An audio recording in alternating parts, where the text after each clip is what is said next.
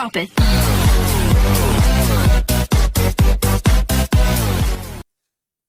जैसे कोई आदमी खड़ा है और ट्रेन पास में से गुजर रही है, या किसी सुरंग को पार कर रही है, किसी पुल को पार कर रही है, किसी खेत को पार कर रही है, किसी दूसरी ट्रेन को पार कर रही है, ठीक है। ट्रेन के पैरेलल कोई सड़क बनी हुई है, उसके ऊपर कोई व्यक्ति है, वो स्कूटर से, मोटरसाइकिल से या कार से चल रहा है और उसको ट्रेन क्रॉस करते हुए जा रही है, तो वहां पर ट्रेन की खुद की लंबाई है वो काम आती है और वो काउंटेबल हो जाती है। क्योंकि जयपुर से दिल्ली की बात हम करेंगे तो जयपुर से दिल्ली के बीच की जो दूरी होती है उसके सापेक्ष ट्रेन की लंबाई है वो बहुत कम होती है, इसलिए हम उसको नेग्लिजिबल मान के छोड़ देते हैं। यहां पर क्या हो जाएगा, दूरी का जो काम होता है, दूरी की जो, जब ये बात आती है कि दूरी क्या हो जाएगी, तो वहां पर एक तो ट्रेन की लंबाई काम आती है, ठीक है। दूसरी बात है, ट्रेन जिस माध्यम को पार कर रही है, किसी भी ऑब्जेक्ट को पार कर रही है, तो वो जो ऑब्जेक्ट होता है वो ट्रेन के सापेक्ष काउंटेबल है या नेग्लिजिबल है, उसकी लंबाई काम आती है। जैसे ट्रेन किसी आदमी को पार कर रही है, किसी खंबे को पार कर रही है, कोई स्टोन लगा हुआ है, साइन बोर्ड लगा हुआ है, उसको पार कर रही है, तो इनकी लंबाइयां हम ट्रेन के सापेक्ष जीरो मान लेते हैं।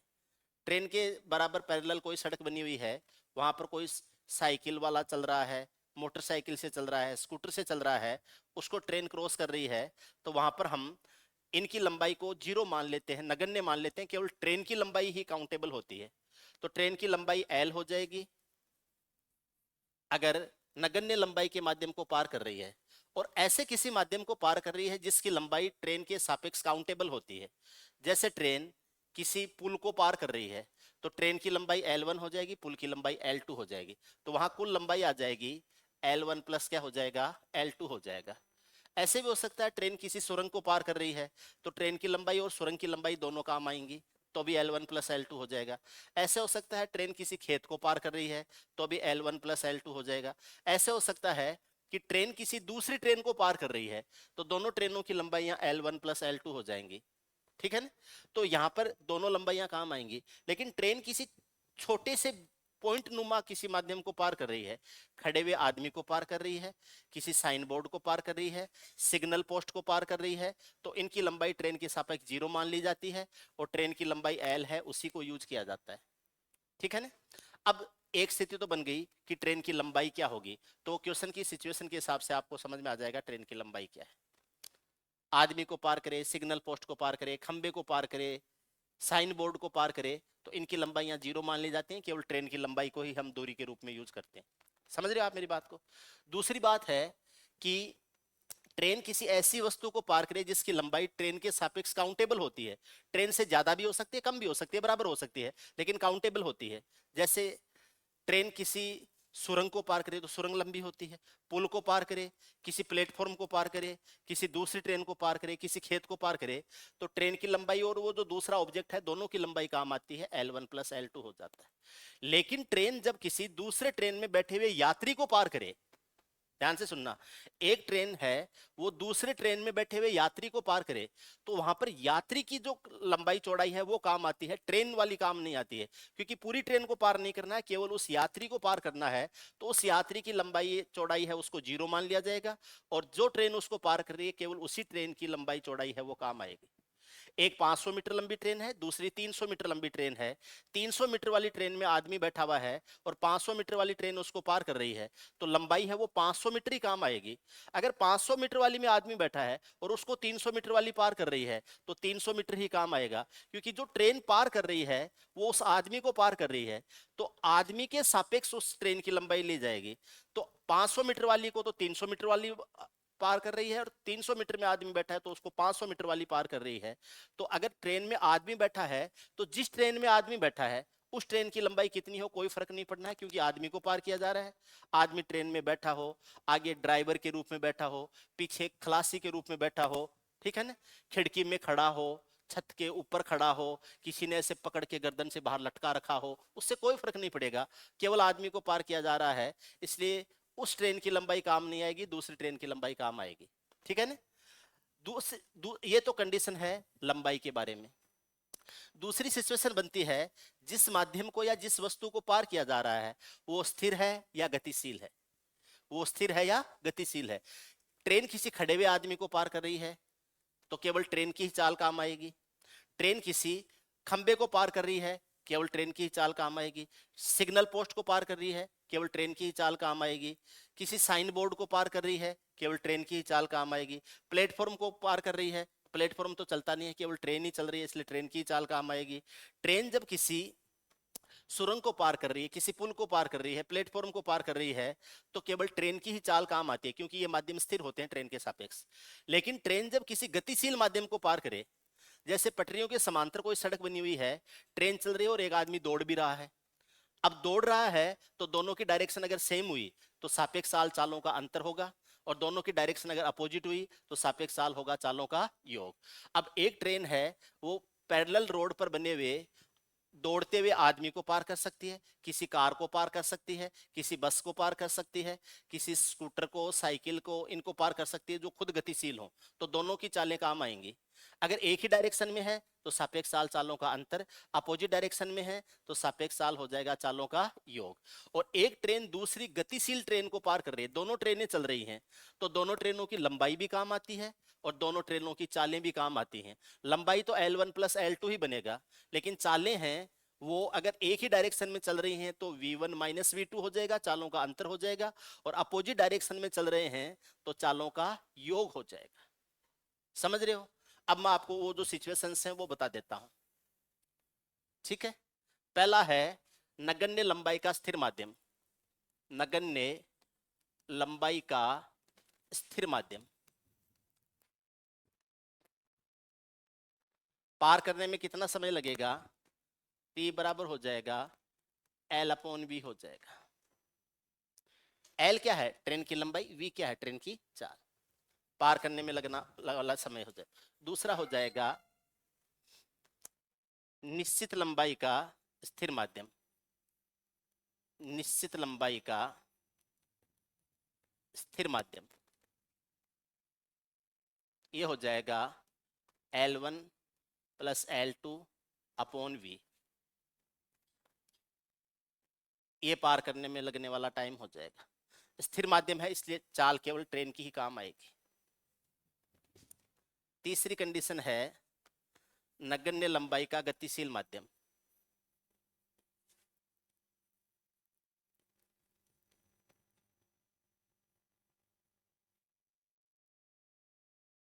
किसी भी माध्यम की लंबाई जीरो नहीं होती है, लेकिन इतनी कम होती है कि उसको हम नेग्लिजिबल मान के छोड़ देते हैं। गतिशील माध्यम तो लंबाई तो केवल L ही हो जाएगी, चालें V1 प्लस V2 हो जाएंगी। ये तो आ जाएगा जब विपरीत दिशा हो तब, और L upon V1 minus V2 हो जाएगा। ये आ जाएगा जब समान दिशा हो तब।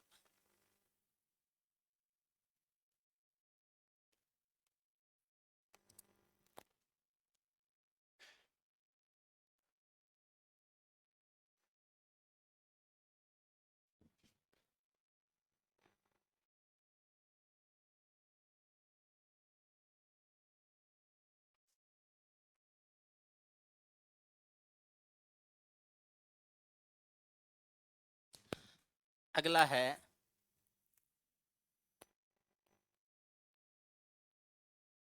निश्चित लंबाई का, चौथी कंडीशन है निश्चित लंबाई का गतिशील माध्यम।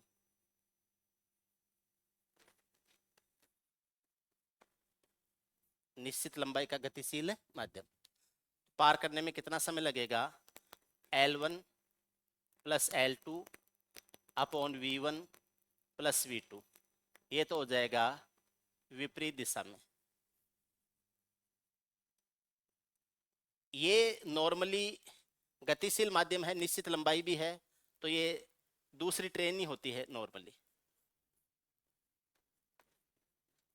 एक ट्रेन दूसरी ट्रेन को पार कर रही होती है, लंबाई भी काउंटेबल हो जाए, गतिशील भी हो तो ट्रेन नहीं हो सकती ऐसे। एक ट्रेन दूसरी ट्रेन को पार करे, या कोई बड़ी बस हो सकती, ऐसे हो सकता है ज्यादा से ज्यादा। ये तो विपरीत दिशा में हो जाएगा, और T बराबर L1 plus L2 upon V1 minus V2, ये हो जाएगा जब समान दिशा में हो तब, जब समान दिशा में हो तब।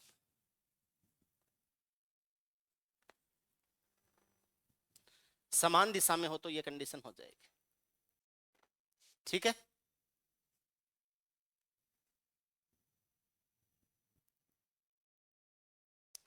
अब इसमें एक दो कंडीशन बनती है, उसका ध्यान से समझ लो।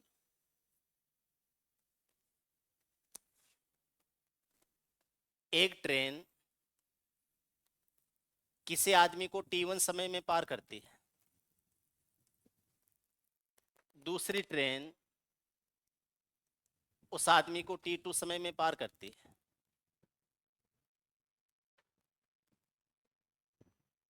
विपरीत दिशाओं में आते हुए, विपरीत दिशा में आते हुए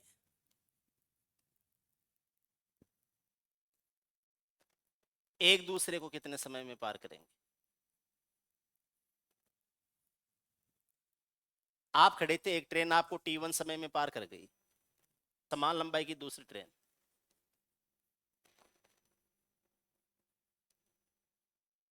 ये भी समान लंबाई की है। समान लंबाई है तो L प्लस L 2L हो जाएगा, ये हो जाएगा 2L। पहले की स्पीड आ जाएगी L अपॉन T1, दूसरे की स्पीड हो जाएगी L अपॉन T2, ये 2L है, इसमें से L कॉमन ले लेते हैं, 1 upon T1 1 upon T2, L से L कट जाता है 2, नीचे एलसीएम बन जाएगा T1 गुणा T2, ऊपर हो जाएगा T2 प्लस T1, आप ऊपर जाके गुणा हो जाएंगे, 2T1 गुणा T2 अपॉन हो जाएगा T1 प्लस T2। विपरीत दिशा में आते हुए एक दूसरे को कितने समय में पार करेंगी, इसमें यह बात ध्यान रखनी है स्पेशली, समान लंबाई की है दोनों ट्रेनें, यहां पर स्पेशली ध्यान रखना है दोनों ट्रेनों की लंबाई समान। अगर दोनों ट्रेनों की लंबाई समान है, स्पीड कम ज्यादा हो सकती है। एक ट्रेन आपको T1 समय में पार कर रही है, दूसरी ट्रेन आपको T2 समय में पार कर रही है, तो दोनों आपस में एक दूसरे को कितने समय में पार करेंगे? अगर अपोजिट डायरेक्शन में आ रही हैं तो T1 गुणा T2 upon T1 plus T2 हो जाएगा। समझ रहे हो? एक ही दिशा में जा रहे हैं तो कितने समय में पार करेंगी?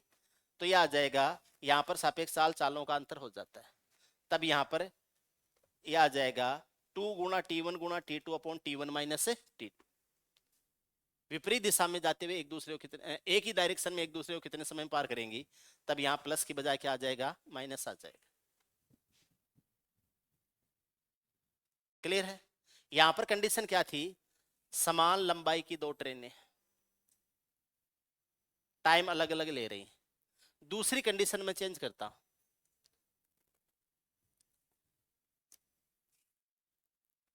दो ट्रेन प्रत्येक किसी व्यक्ति को T समय में पार करती है।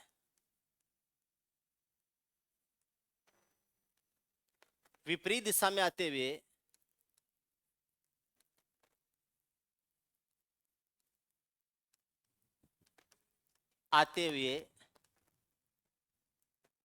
एक दूसरे को कितने समय में पार करेंगे? विपरीत दिशा में आते हुए एक दूसरे को कितने समय में पार करेंगे? एक ट्रेन आपको T समय में पार करती है, दूसरी भी T समय में पार करती है। अब यहां पर समय बराबर है दोनों के। पिछली कंडीशन में क्या था? लंबाइयां बराबर थी, समय डिफरेंट थे। अब की बार क्या है? समय समान है, लंबाइयां डिफरेंट हो सकती, डिफरेंट हो भी सकती हैं और नहीं भी हो सकती, उससे कोई फर्क नहीं पड़ रहा है। अगर मैं ये कह रहा हूं कि दो ट्रेन ऐसी हैं जो बराबर लंबाई की भी हो सकती हैं, कम ज्यादा की भी हो सकती है, लेकिन आदमी को पार कर रही है तो पहली को T समय लग रहा है, दूसरी को भी T समय लग रहा है। ज्यादा लंबी है वो तेज चल रही होगी, कम लंबी है वो धीरे चल रही होगी, लेकिन समय दोनों को बराबर लगता है। तो अपोजिट डायरेक्शन में आते हुए दोनों ट्रेनें एक दूसरे को कितने समय में पार करेंगी? पहली की लंबाई L1 मान लेते हैं, दूसरे की लंबाई L2 मान लेते हैं, कुल लंबाई हो जाएगी L1 प्लस L2। पहले की चाल हो जाएगी L1 अपॉन टी, दूसरे की चाल हो जाएगी L2 अपॉन टी। विपरीत दिशा में आ रहे हैं तो ये प्लस कर दीजिए, ये आ जाएगा L1 प्लस L2 हो जाएगा, 1 अपॉन टी कॉमन ले लीजिए तो ये भी L1 प्लस L2 हो जाएगा, ये आपस में कट जाएंगे तो 1 अपॉन टी हो गया, ये टी ऊपर चला जाएगा और आपका जो टाइम है वो क्या आ जाएगा, टी ही आ जाएगा।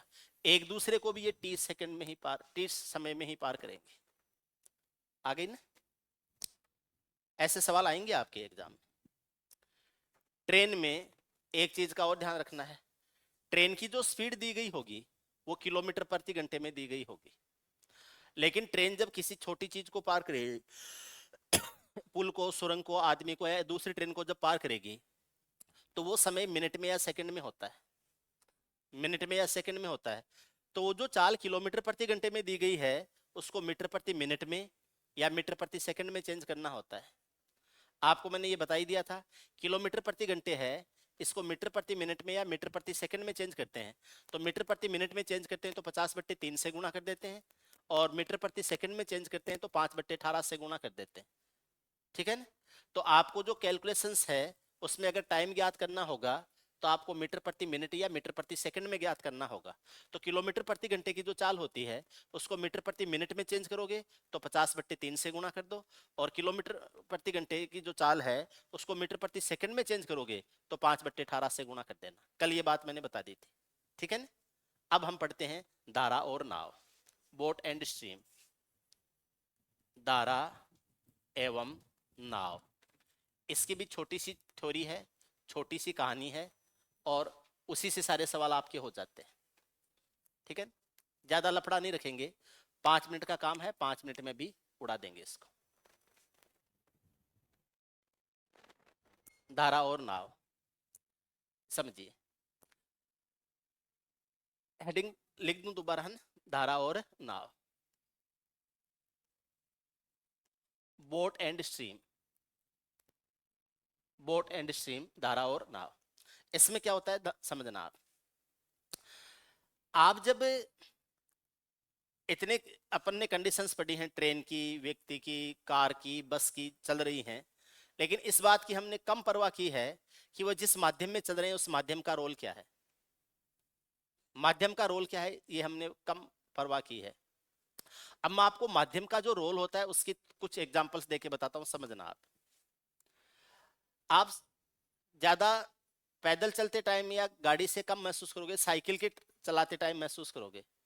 आप साइकिल चला रहे हो और अगर उस टाइम हवा चल रही है तो आप जिधर जा रहे हो आपके उसी डायरेक्शन में हवा जा रही है तो आपकी साइकिल है वो थोड़ी आसान चलने लग जाती है, स्पीड बढ़ जाती है।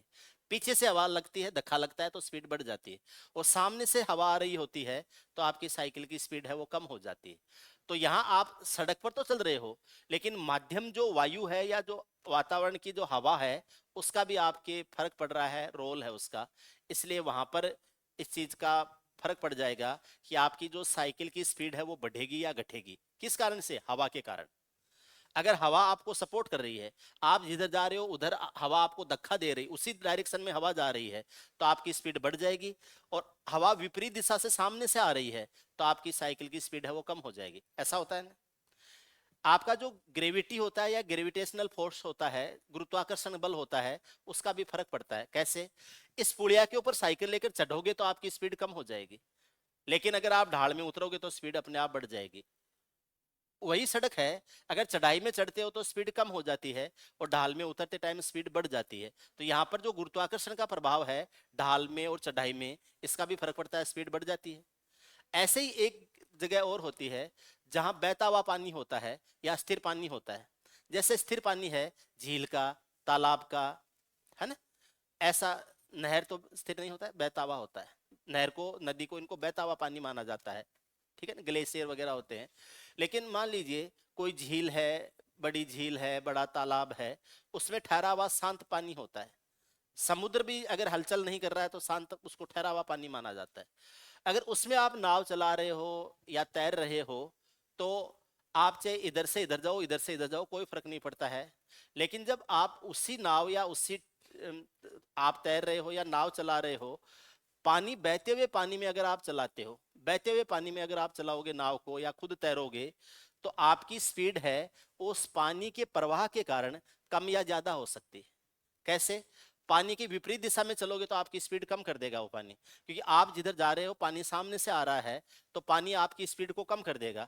और अगर पानी की स्पीड ज्यादा हो गई तो वो पानी आपको अपनी डायरेक्शन में ले जाएगा, आपका पता ही नहीं चलेगा आप किधर जाना चाह रहे थे, और पानी आपको ले जाएगा। बारिश में बाढ़ के टाइम होता है ना ऐसा, तो पानी अपने हिसाब से आपकी गति तय करेगा, आपका जोर नहीं चलेगा फिर वह। लेकिन अगर आप जिधर जाना चाह रहे थे उसी डायरेक्शन में पानी बह रहा है, तो आपकी स्पीड है वो पानी बढ़ा देता है। तो यहाँ पर जो माध्यम होता है ना, पानी, माध्यम जो पानी होता है वो खुद भी गति करता है, और जो तैराक है वो भी गति करता है। अगर दोनों की डायरेक्शन सेम हो गई, एक ही डायरेक्शन में जा रहे हैं, तो स्पीड बढ़ जाती है। और अपोजिट डायरेक्शन में जा रहे हैं, पानी सामने से आ रहा है, आदमी उसके सामने जा रहा है, तो उस आदमी की जो गति है या जो स्पीड है वो क्या हो जाती है, कम हो जाती है।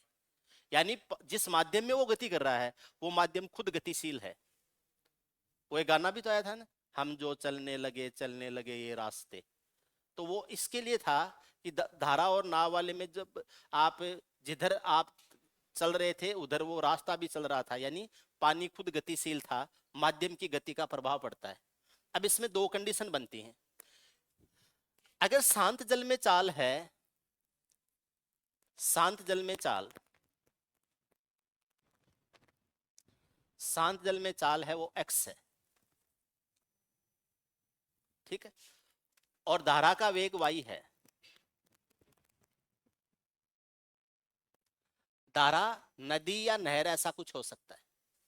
शांत जल में आदमी x की स्पीड से चलता है, लेकिन वही आदमी जब ऐसी नदी या ऐसी नहर में चल रहा है जिसका वेग y है, तो पहली कंडीशन बनती है धारा की दिशा में चाल, धारा की दिशा में चाल क्या हो जाएगी। अब जो दिशा में चाल होती है इसको अनुकूल गति भी बोलते हैं,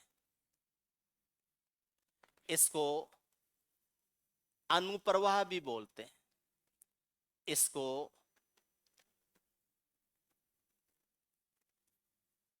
निम्न प्रवाह भी बोलते हैं, इसको अधो प्रवाह भी बोलते हैं। इंग्लिश में इसको डाउन स्ट्रीम मोशन कहा जाता है। मोशन गति होती, अनुकूल गति, अनुप्रवाह गति, निम्न प्रवाह गति, अधो प्रवाह गति या डाउन स्ट्रीम मोशन होता है। ये हमेशा x प्लस वाई हो जाएगा। जिधर आप जा रहे थे उधर ही धारा बह रही है, तो धारा की चाल और उस तैराक की चाल, दोनों की चाल जुड़ के स्पीड बनेगी। अच्छी तरह से देख लेना।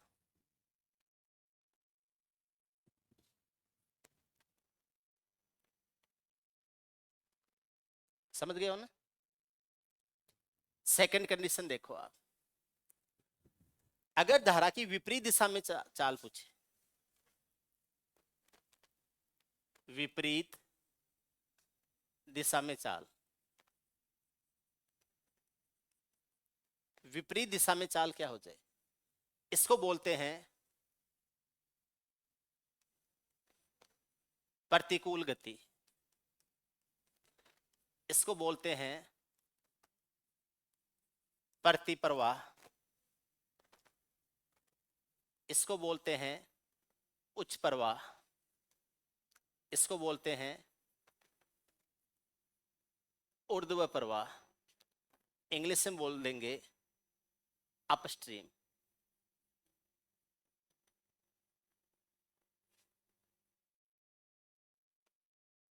Upstream motion.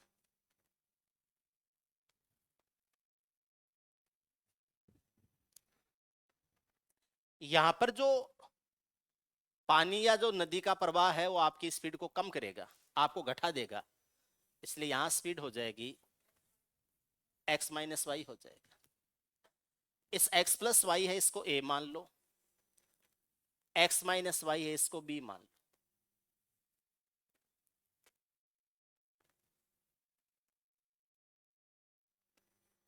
समझ में आए तो हाँ कह दो, नहीं समझ में आए तो मना कर दो। इन नामों में से कोई सा भी नाम मिल सकता है। इंग्लिश में एक ही नाम मिलेगा, डाउनस्ट्रीम या अपस्ट्रीम।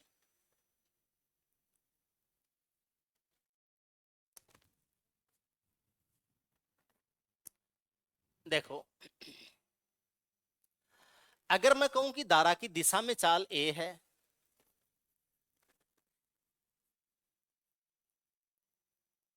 दिशा में चाल a है यानी डाउनस्ट्रीम स्पीड a है, विपरीत दिशा में चाल b है,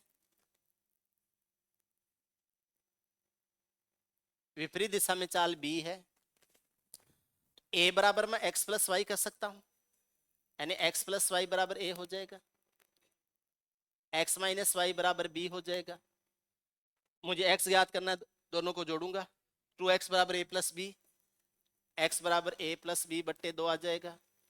मुझे y ज्ञात करना है तो इसमें से इसको घटाऊंगा, तो 2y बराबर a माइनस बी, y बराबर a माइनस बी बट्टे क्या हो जाएगा 2। ये क्या हो जाएगा शांत जल में चाल, ये क्या हो जाएगा धारा का वेग। अगर दिशा में चाल a है, विपरीत दिशा में चाल b है, तो शांत जल में चाल हो जाएगी, शांत जल में चाल हो जाएगी a प्लस बी बट्टे 2 कर देना। और धारा का वेग ज्ञात करना हो, धारा का वेग ज्ञात करना हो तो a माइनस बी बट्टे 2 कर देना।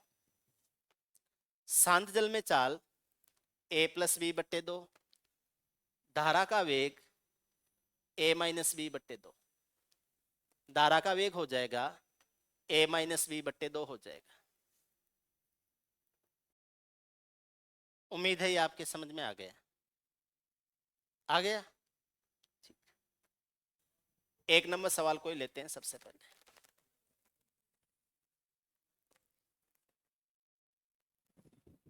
वैसे ये सवाल डिजर्व तो नहीं करता पूछना, फिर भी बताता हूं। मैं बताऊंगा क्यों डिजर्व नहीं करता है, इस सवाल में क्या कमी है बताऊंगा। अच्छे सवाल नहीं माना जाता इनको, क्यों नहीं माना जाता? 40 की स्पीड से 9 घंटे, 40 गुणा 9, 60 की स्पीड से x घंटे, x कर दो। 40 का डेढ़ा होता है 60 और 6 का डेढ़ा होता है 9, x बराबर 6 घंटे, ए ऑप्शन। या तो कर लो ऐसे, 9 घंटे, सॉरी 40 की स्पीड और 60 की स्पीड, v1 और v2 का जो अनुपात है वो 40 अनुपात 60 हो जाएगा, जिसको आप 2 अनुपात 3 कर सकते हो। तो T1 और T2 का अनुपात है वो 3 अनुपात 2 हो जाएगा। दूसरा तरीका बता रहा हूं, अगर चाल 2-3 के रेशो में है तो समय है वो 3-2 के रेशो में होंगे। 3 वाले का मान 9 है, 2 वाले का मान 6 होगा। ये दूसरा तरीका है, ये पहला तरीका है, ये दूसरा तरीका। ये भी प्रोपोर्शनल का तरीका है, ये भी प्रोपोर्शन का तरीका है। चाल कितनी है 40 और 60, तो 40 और 60 का रेशो क्या आया 2-3, 40 और 60 20 से कट जाएंगे 2 और 3 बार, तो चालों का अनुपात कितना आया 2 अनुपात 3। चाल और समय दूरी सेम है, तो चाल और समय एक दूसरे के इनवर्सली प्रोपोर्शनल होते हैं, तो इनवर्सली प्रोपोर्शनल करेंगे तो समय का अनुपात आ जाएगा 3 अनुपात 2। 3 वाला मान कितना है 9 घंटे, 2 वाला मान क्या हो जाएगा 6 घंटे। ये पहला सवाल हो गया। पहले के बाद में है दूसरा बताता, अरे आराम से कर लेंगे, क्यों क्यों, एकदम मस्त रहो आप।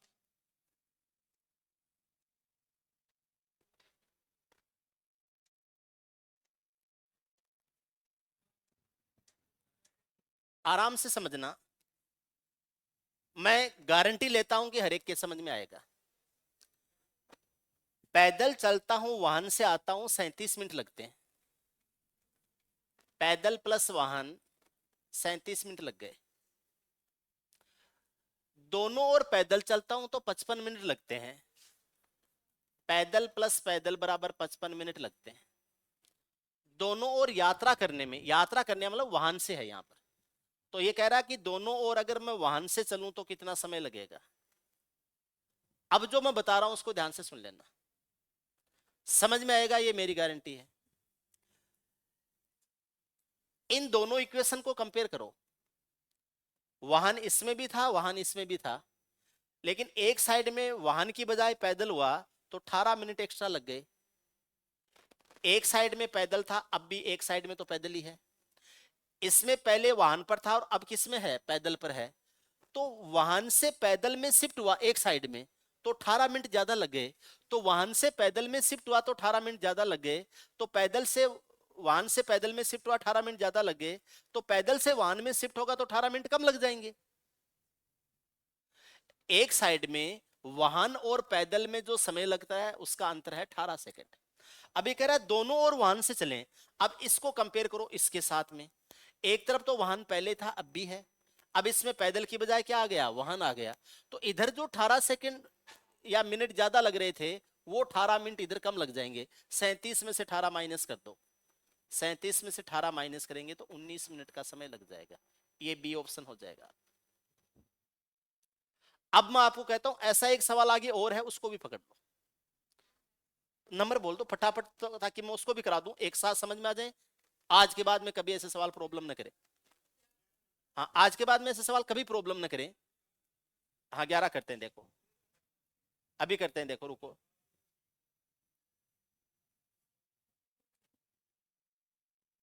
11 क्या, हाँ हाँ बताता।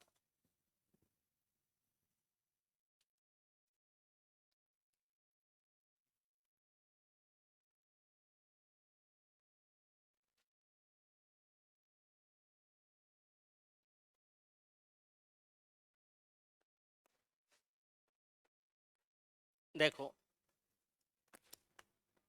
पैदल जाता है, घोड़े पर आता है, 4 घंटे 30 मिनट लगते हैं,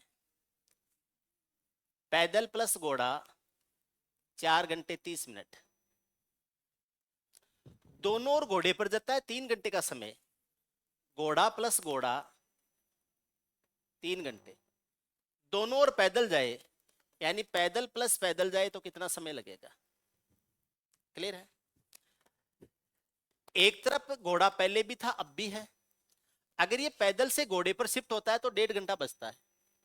अब इसको कंपेयर किया तो पैदल की तुलना में घोड़े पर जाता है तो 1.5 घंटा कम लगता है एक साइड का। अब ये इसको इससे कंपेयर करते हैं, एक तरफ पैदल अब भी था, पहले भी है अब भी है, एक तरफ जो घोड़ा था उसकी जगह भी पैदल हो गया, तो पैदल से घोड़े में जाने से 1.5 घंटा बचता है, तो घोड़े से पैदल में जाने से 1.5 घंटा बढ़ेगा, इधर जो 1.5 घंटा बच रहा है वो इधर 1.5 घंटा बढ़ जाएगा, 4.5 में 1.5 घंटा बढ़ेगा तो 6 घंटे का समय लगेगा, डी ऑप्शन।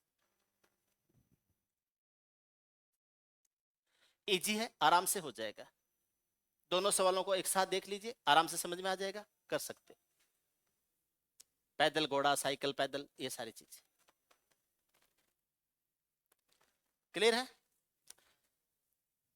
आगे 28 से पहले कोई 6, 6 देखो, 6 देखो,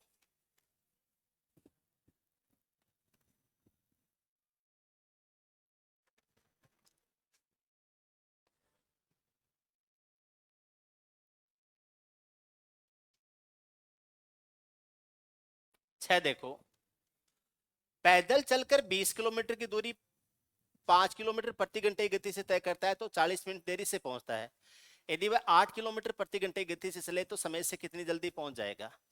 20 किलोमीटर दूरी 5 की स्पीड से तय करता है, तो 20 में 5 का भाग देते हैं तो 4 घंटे का समय लगता है, 4 आवर्स, तो 40 मिनट देरी से पहुंचता है तो एक्चुअल समय हो जाएगा, सही समय हो जाएगा 3 घंटे 20 मिनट, ये सही समय है पहुंचने का। अगर वो 4 घंटे में पहुंचता है तो 40 मिनट लेट है, इसका मतलब पहुंचने का सही समय है 3 घंटे 20 मिनट।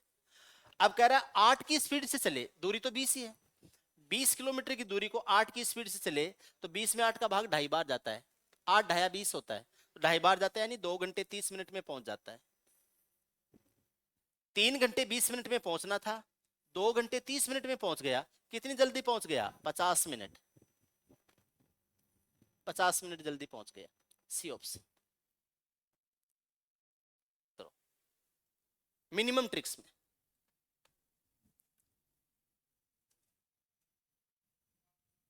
हम्म 7।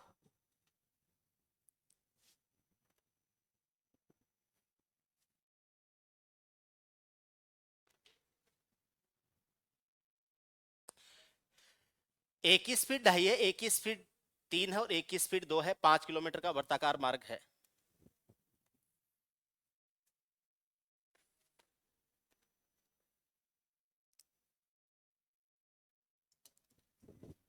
पांच किलोमीटर का वर्ताकार मार्ग है। एक की स्पीड है 2.5, 2.5 यानी 2। एक की स्पीड है 2, एक की स्पीड है 2.5 यानी 5/2, और एक की स्पीड है 3। कितने समय बाद में मिलेंगे? यही लिखा हुआ होगा आगे। एक ही दिशा में, एक ही दिशा में दौड़ना शुरू करते हैं। 2.5 को 5/2 लिख सकते हैं। इस 2.5 को 5/2 लिख दिया। ये इनकी स्पीड हो जाएंगी। इनका जो समय है, जो टाइम है, इनका जो टाइम है वो हो जाएगा 5 में 2 का भाग दे दो, 5 में 5/2 का भाग दे दो, और 5 में 3 का भाग दे दो। ये आ जाएगा 5/2। ये आ जाएगा 2, 5 से 5 कर देगा, 2 ऊपर चला जाए, और ये आ जाएगा 5/3। इनका लेना होता है एलसीएम। एलसीएम लेता है तो अंशों का एलसीएम लेंगे। 5 का, 2 का, 5 का एलसीएम कितना आएगा? 10। हरों का एचसीएफ लेंगे तो 2 का, 1 का, 3 का एचसीएफ कितना आएगा? 1। और ये बराबर कितना आ जाएगा? 10। कितने समय बाद मिलेंगे? 10 घंटे बाद। 10 घंटे बाद में मिलेंगे। एलसीएम लेना है, एक ही डायरेक्शन में चल रहे हो तो। 9 देखो, 8 बता देता हूं, 8 बता देता हूं।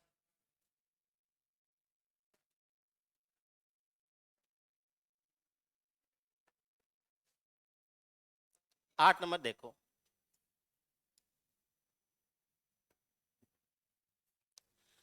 चाल का अनुपात 3:4 है।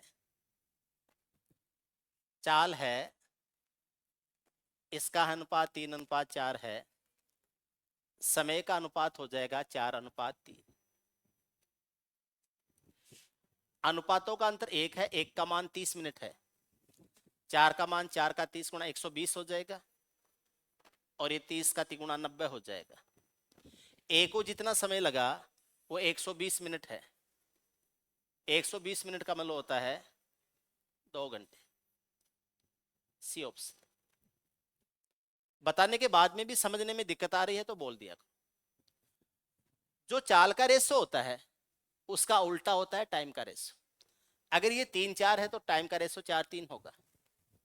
तो ये टाइम 4 और 3 के रेशो में इनका जो डिफरेंस है, अनुपात के हिसाब से डिफरेंस 1 है। एक अनुपात का मान 30 मिनट हो जाएगा। 4 का मान हो जाएगा 120 मिनट, 3 का मतलब हो जाएगा 90 मिनट। आपसे पूछा ए को कितना समय लगेगा?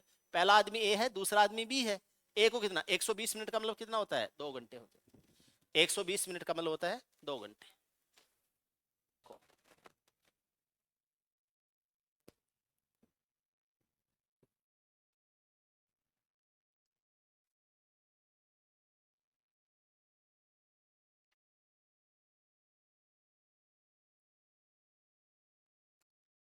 एक जीप का कार एक जीप एक कार का पीछा कर रही है जो जीप से 5 किलोमीटर आगे है।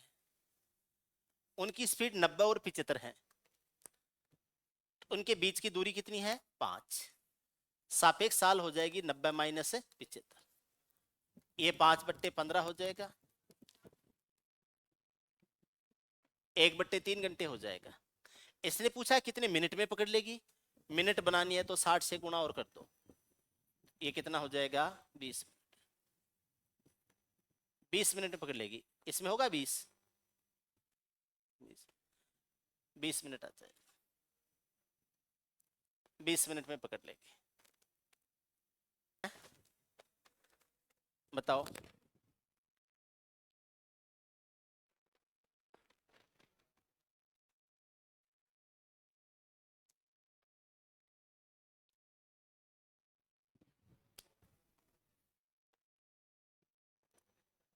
ध्यान से समझना। ए तथा बी एक ही स्थान से किसी गंतव्य के लिए रवाना हुए। एक ही चाल के 5/6 चाल से चलते हुए बी गंतव्य पर ए से 15 मिनट बाद पहुंचा। बी के गंतव्य पर पहुंचने में लिया गया समय कितना है? एक ही चाल के 5/6 चाल से चला है बी। ये ए है, ये बी है, ठीक। 5/6 तो ये 6 है, तो ये 5 हो जाएगा। ये अनुपात है चाल का, समय का अनुपात हो जाएगा 5:6।